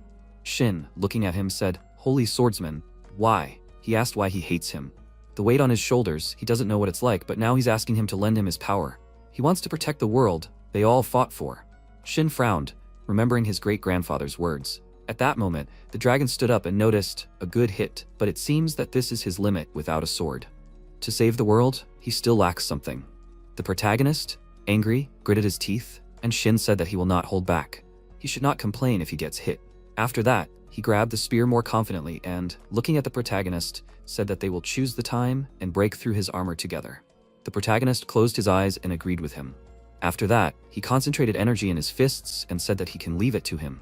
Gildiga said how cute, but in the end there will only be one winner. They were ready to attack. The next second they ran forward, hitting the dragon. He tried to respond to their attacks. Then MC thought that he needed to speed up. Shin thought and finish everything with one attack. The dragon thought that it was not bad. They began to synchronize their movements, but this. The next second, huge hands burst out of his back and grabbed the hunters. He said that all their attempts did not matter as long as he could stop them. After that, he used the ability Hell Fist Ultra. He slammed his fists against each other and then looked forward in surprise, not seeing them in his fists. At that moment, Shin used a mirage of a double. The protagonist, dodging to the side, thanked him. He He replied that he was just paying off a debt. At that moment, the protagonist used the Akatsuki boxing technique. Several copies of him appeared, and he used Blooming Inferno. While the dragon was trying to cover itself from the blow to the doubles, the protagonist thought that it looked like a random hail of blows, but in fact it was aimed precisely at important points. If he was distracted by their defense, his core. The next second, he struck the dragon in the head, from which he raised it. Shin was already flying at him from above and used the art of the spear Kageura. He flew down quickly, put his weapon in front of him, and used the technique of the Dragon Slayer. The dragon thought that this was a real blow. Then he said, but unfortunately, these are not his only hands. The hands that appeared from his back wall rushed straight to Shin's attack. The next second, MC pushed off the ground with powerful blows and broke Gildiga's arms. Smiling, he said that they still have the advantage. A powerful blow hit the dragon right in the chest. He frowned, and then fell to the ground. The hunters jumped to the side. The protagonist thought, even this did not knock him down. Shin, running forward, thought, if there's only one way, keep hitting him until he falls. After that, they approached Gildiga again, and began to strike after strike. And he just chuckled and said how fun it was. After that, he declared that this was the last round. They will begin. A huge magic symbol appeared under him, and the entire area around him was covered in small erupting volcanoes. He said if it works, victory is his. If he endures and keeps the core, then they are finished. With that, he pushed off the ground and, rising into the air, clenched his fists. He used the absolute earth-spewing cannon. The protagonist was surprised. Wow, his partner told him to stay behind.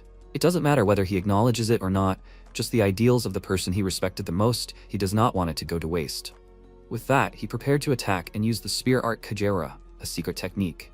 Rakshasa's piercing spear. A stream of powerful fire rushed towards him, but the spear, although covered with cracks, flew further. The dragon said, what a shame.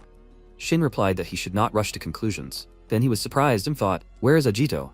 At that moment, the protagonist was already behind him and, concentrating energy in his fist, shouted that he was here.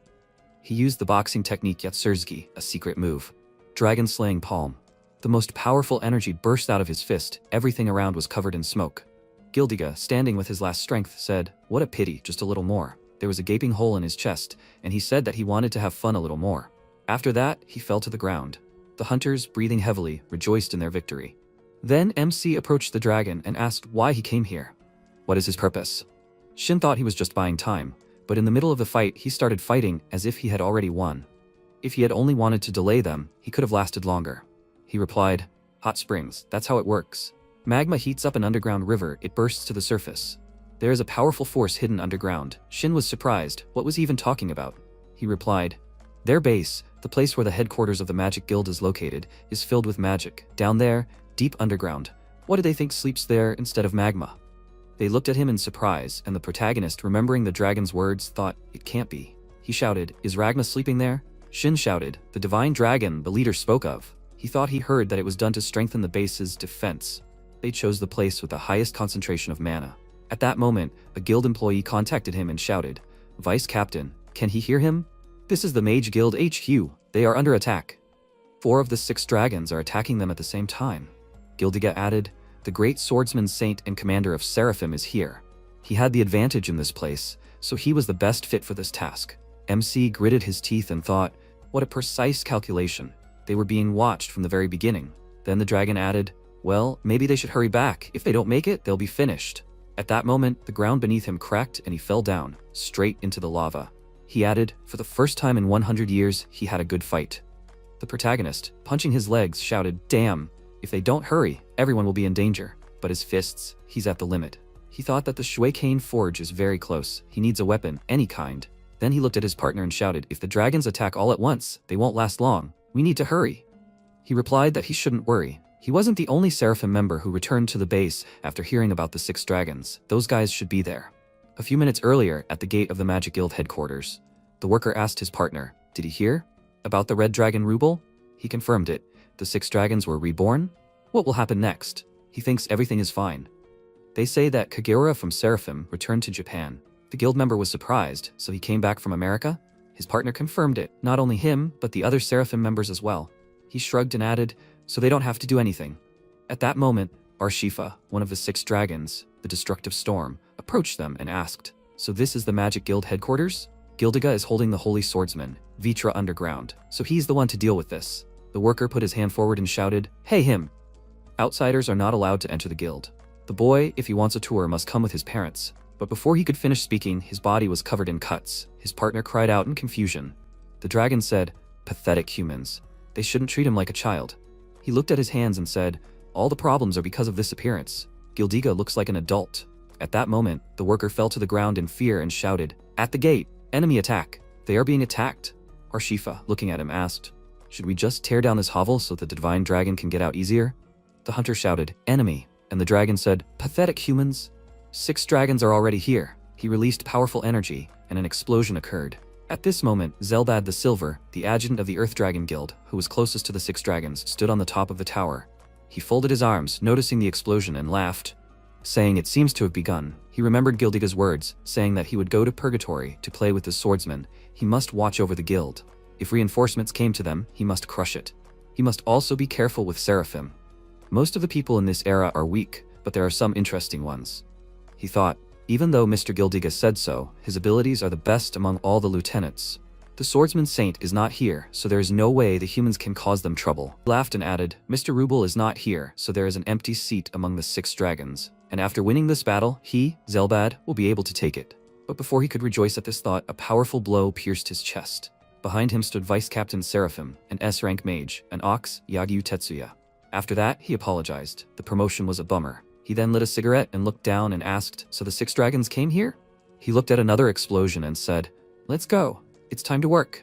Meanwhile, in the central command office, Riku looked at his arm, which was being treated by Rina, and said, "Well, they have fully recovered." He thanked her, and then the guildmaster said, now that they are healthy, he wants to talk to them about the countermeasures against the 6 dragons. They have definitely been revived, and even with Seraphim's power, they can't help but be shocked. Riku said, "About that, he's been thinking about it ever since he saw Rubel's demon form. If they can control magic so well and also achieve demon form." At that moment, the building shook. The girls thought in surprise, "This magic?" Riku thought, just like Rubel's, no, even stronger. Then he shouted that he was afraid that it was another one of the 6 dragons. Misaki shouted in fear, "But the swordsman saint isn't here, right?" The guildmaster shouted, "There are many civilian staff down there. We need to stop the enemy." Then the hunters quickly ran forward. Erika thought, if the dragon took human form, it could easily infiltrate the city. And since they were preparing and took advantage of Ajito's absence, they might have more than one opponent. At that moment, a crack appeared in the wall in front of them, and Riku shouted, "Erika!" The next second, she used a shield, protecting the others. Beams of energy burst out from the cracks of the building. Erika asked Misaki, who stood behind her, if she was okay. In response, she thanked her, and Rina told them not to relax. The battle was just beginning. They stopped near the hole that appeared in the wall. In front of them sat one of the 6 dragons, the Deep Sea Nissi. She asked, "Are they Seraphim? I wonder what." "She will take a look." She introduced herself and said that she would like to play with them. Riku shouted that this is not the magic from earlier. Misaki thought that this can't be, there are 2 of them. The dragon told them not to worry. She suggested that they play until Ragna woke up, though. She released water energy in different directions, covering the building with more cracks, and said that at such a moment, she could kill by accident. Meanwhile, in the underground floor, the headquarters of the Magicians Guild. Vitra in human form walked forward and, approaching the door, said, "So it exists. Only the previous heads of the guild knew about the underground cave, the gates of hell." The system gave a signal, and the doors began to open. He said that it was too long. The one who awakens the divine dragon will become the next king and will rule over everything, and it will be him, the black dragon Vitra. Meanwhile, the guild members ran out of the building. They shouted, "Enemy! Seraphim is already here. We need to find the intruder." One of the 6 dragons, the glorious dragon Oros, came out of the bushes and, sitting down on a bench, looked at the screen of his phone, saying, "No, but how glad he was that he decided to participate. With a guard like him, you can relax. He thinks that Arshifa will take care of the small fry and he can sit and read manga." At that moment, Tetsuya appeared behind him, pointed his fingers at him, making a gun shape, and fired a powerful beam of energy. But the dragon managed to jump aside and, still looking at the screen of his phone, said that although he hoped to skip the showdown, it seems that he will not be able to. Tetsuya said that he is different from all the weaklings. At that moment, a member of Seraphim, the Grim Reaper Nagi Sasaki, appeared in front of him and told him to leave it to him. He is one of the 6 dragons, isn't he? This guy, he wants to buy new clothes with the reward for killing him. Tetsuya shouted out what he was thinking. A member of Seraphim, the actress Miyasami, gave a thumbs up and said, "Great. She'll go shopping with him. Because of this job, her clothes are always getting ruined." He shouted out, and she went along with him. The dragon chuckled, "So they are that Seraphim." He apologizes, he is just excited about the upcoming battle, but can he finish reading first? He showed them the screen of his phone and added, he really wants to read the latest chapter of the manga. Asami gave him a thumbs up and said, "Can you finish reading first? Very cute." But they think the same. The next second, Sasaki created a magic symbol in front of himself and used an ability called Shadow Servant. The shadow of a wolf appeared right in front of him, and Asami raised her hand up and said that she is starting. She used a boost, pointing it at Sasaki. Then his shadow increased in size, fixing its gaze on the dragon, and he thought that the magic suddenly became much more powerful, so she's a support mage. Then Sasaki said, "Forward." The shadow ran towards the dragon.